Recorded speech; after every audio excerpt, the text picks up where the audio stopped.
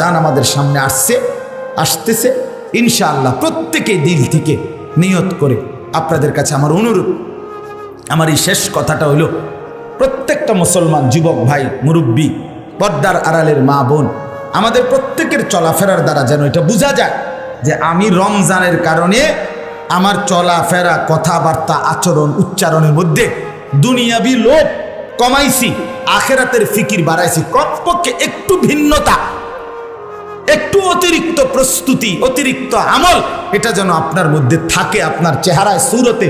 এতটুকু যদি বিবেক না থাকে, এতটুকু যদি কদর না থাকে, তো রমজানের শেষে নবী বলছে, ফেরেশতা আয়েশা জানাইছে যে রমজানের মতো এত বড় মর্যাদার মাস পেয়েও কদর করে নাই, জাহান্নাম থেকে বাঁচে নাই নবী, তার উপরে আল্লাহরও লানত, ফেরেশতারও লানত, আমি জিব্রাইলেরও লানত। নবী বলছে আমিন, জিব্রাইল আমি মুহাম্মদেরও লানত।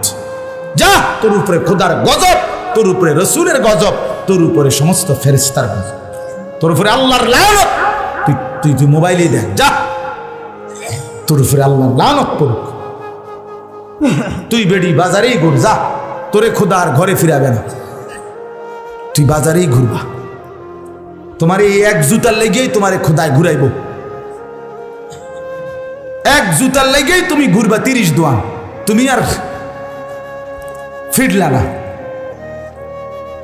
না। এই জন্য বাপ মা বোনদেরকে বলেন, বাবা ভাই বলেন, প্রত্যেকেই আমরা ফিরে আসি আল্লাহর দিকে। আখেরাতের চিন্তা, আখেরাত আমার, কবর আমার। ইয়া বাগিয়াল খাইরি আকবিল, ইয়া বাগিয়াশ শাররি আকসির। নবীজি বলেন রমজান মাস আসলেই ফেরেশতা ডাক দেয়, হে নেক কাজের আগ্রহীরা তোমরা এগিয়ে আসো, হে গুনাহের কাজের আগ্রহীরা তোমরা থামো।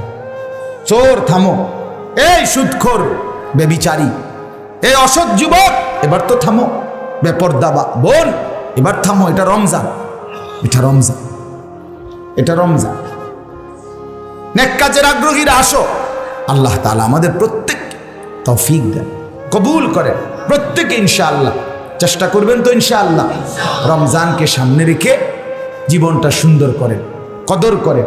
নিজেদের স্ত্রী কন্যাদেরকে বেপরদিগি থেকে ফিরান, নিজের ছেলেটাকে নামাজি বানানোর জন্য চেষ্টা করেন।